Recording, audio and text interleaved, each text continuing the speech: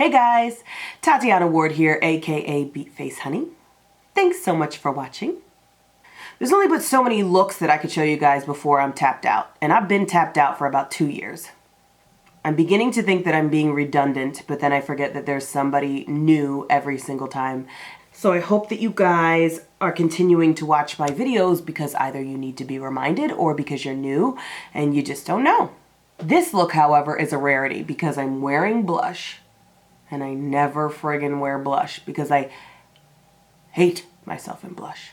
But the video is chock full of just tips that I have, and I repeat myself all the time. Things that I find really important, I will repeat over and over and over again.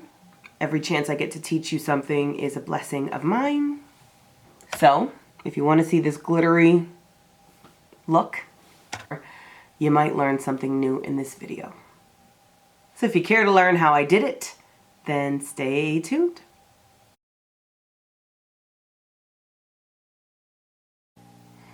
Okay guys, I'm going to prime my eyes with this product from MAC. The product is called a paint pot and the color is Blackground. I'm using Blackground as opposed to a more fleshy color, just because the color that I'm putting on my lid is going to be dark. So this will only intensify my color more by putting a base on that's dark. My transitional colors tend to be Makeup Forever colors. Taking a fluffy brush from Sigma, I'm spreading that on in between my brow and my crease. The Makeup Forever color is M600, it looks like, and I'm gonna transition into a purple color. Purple is a universal color. If ever somebody tells you, oh, I want color on my eye, and you're confused, put purple on them. And I'm going to go into an even darker color. This is my Juvia palette. Keeping that color right at the crease. So if you notice, my colors intensify as I get closer to the crease. I switched to a brush from MAC 221. I went to the mall the other day in Staten Island. It was my first time even going to Staten Island, let alone going to the mall, but I learned about this brand. It's called Kiko. I think that's how it's pronounced. And I really loved the pigmentation of their colors. I'd never heard of them, so I started asking questions.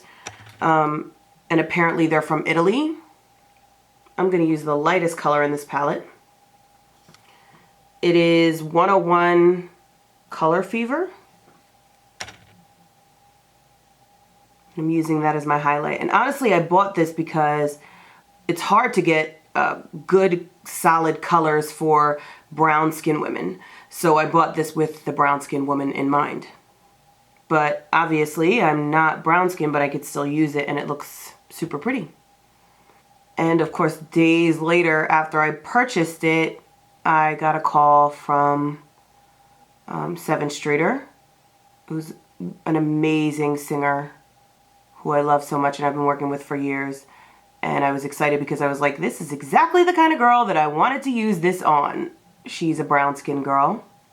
And I used it for her in a photo shoot and it looked gorgeous. I'm filling my eyebrow in with MAC's Spiked Brow Pencil. And I'm just going to pick up that first fluffy brush, keeping in mind that there's always something left on your brush. There's always product left over. So I want to make sure that my colors are merging together, and I'm going to rely on the product that's already on the brush before I dip back in and add more product. And I want to dip into the darkest color in this Kiko palette and spread that right across my lid. And although I love LA Splash's glitters, I got to tell you that simply for packaging purposes, Lit Cosmetics makes my favorite glitters because they snap into place. So when you're traveling and you're going all over the place, you need to make sure that the glitter package is up to par.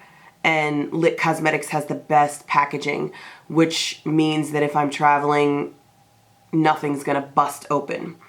Although the quality of the glitter is great for the LA Splash, and the color assortment is great. These caps unscrew way too easily. It's a nightmare when something busts. But I lost all of my Lit glitters. I'm going to take Lit Cosmetics Adhesive and this LA Splash glitter, which is friggin' gorgeous. It's called Gin and Tonic. I'm putting my Lit Cosmetics adhesive across the lid, but not taking it as far as the darkest color here. Just right on the inside where we have our purple, our darkest purple. And then I'm going to go into that Gin and Tonic. And look at that, so gorgeous. I'm using two different brushes because when you are applying glitter, one should be wet and one should be dry. So this is my wet one that I used for the adhesive, which is super wet. And then this is my dry one that I used to actually put the glitter on. Okay, now I'm going to go into Angel's Tip. That is another LA Splash color. And I'm dabbing my Lit Cosmetics adhesive right in the center of my eye. So I'm not even carrying it in towards my tear duct the way that I did with that Gin and Tonic. And I just want to put that Angel's Tip right in the center of my eye. I'm going to use Zuri from my Juvia's Place palette. And I'm going to put that right in the tear duct of my eye. And spread that kind of upwards. And I'm going to use a color from LA Splash called Pina Colada. And I'm going to take a dry brush and put that Pina Colada.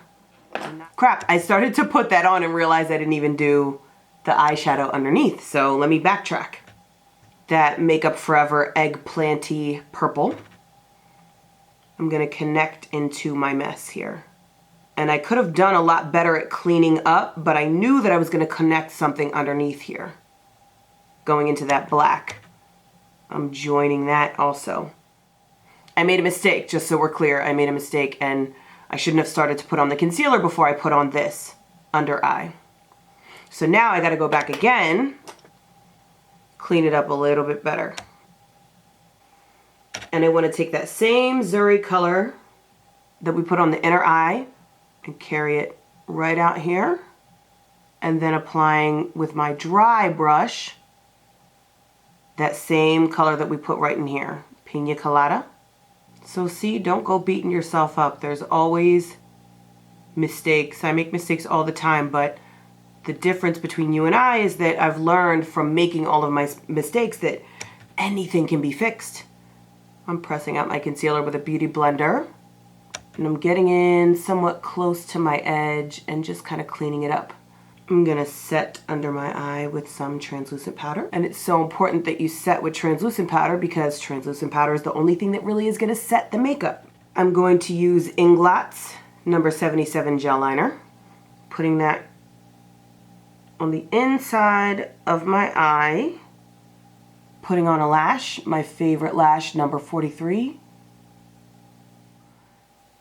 How I do my face for you guys on Instagram is entirely different than how I really do it.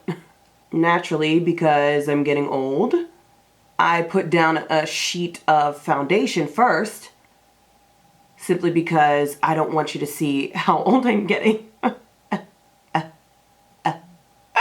So I'm trying to mask the dark circles that I have, and they are dark.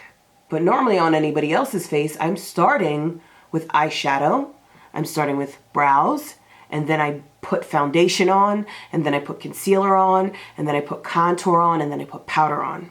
Now, just like with my under eye, I'm going to set with translucent powder. I'm just warming myself up with that, putting color back in my face with that. This one that I'm using right now is MAC Studio Fix. Putting on some mascara. This is Maybelline Rocket Volume Mascara. Because of the concealer and foundation, my lips look dusty. Because you're not that cute and you look dusty. I always get to this point and I'm like, blush or no blush. I hate myself in blush, and so often I will not put blush on a client because I just like the way skin looks. And women of color, I find, don't blush or flush easily. So it's just something that doesn't look really natural to me. Of course, if done right, it can look pretty. So for the sake of showing you guys blush, I will put blush on myself. This is the only blush that I've carried in my kit for the past 4 years. Gonna take this purpley thing and just kind of mix it with this thing below. It is Ben Nye Theatrical Rouge. And like I said, it's obsolete to me a lot of the times because I just don't even bother. But I guess because I never do it, I'm just kind of showing out for you guys. Here, this is Urban Decay's Naked Illuminated. Gonna use the one in the center.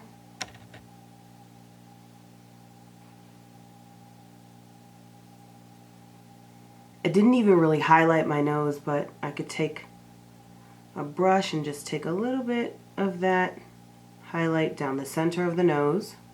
Automatically, when I have blush on, it alleviates lips. Like I don't want to do anything dark. Okay, Sascha. Sascha Cosmetics Bounce on it.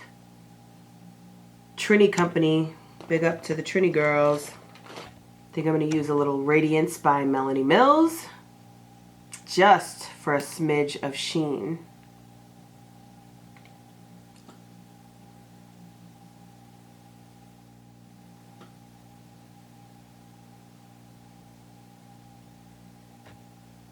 I always want you guys to learn something. And again, I know that so many of you are not coming here because you're aspiring makeup artists, but just because you want to know how to do makeup on yourself. And you might be new to me, but I am very much invested in makeup artists. And I want you guys to learn too. And my, you know, what I do is available. My classes are available to everybody. But I have a real heart for aspiring makeup artists and people who want to know how to do makeup on other people. So if you find me a little off-putting because I'm giving too much information, I encourage you to go back and look at some of my very first YouTube videos and just see the progression of me. So yeah, hope you guys like this look. I like it. I want to go somewhere. I ain't got nowhere to go. Sad.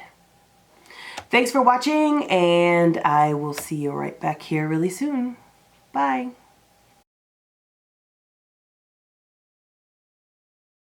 I'm fairly certain that there was lipstick on my teeth this entire time for the intro and outro of this video. Do not judge me.